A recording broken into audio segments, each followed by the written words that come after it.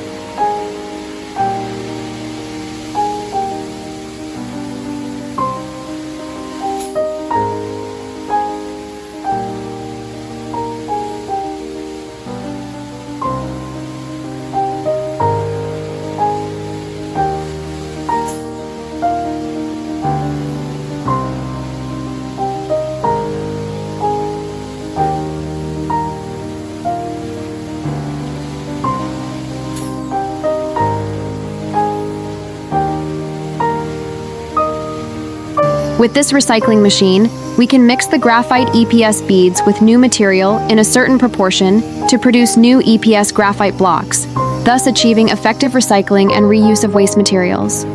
For more information about the EPS machine and EPS mold, please contact us by email or mobile phone. We will be happy to answer your questions. See you in the next video.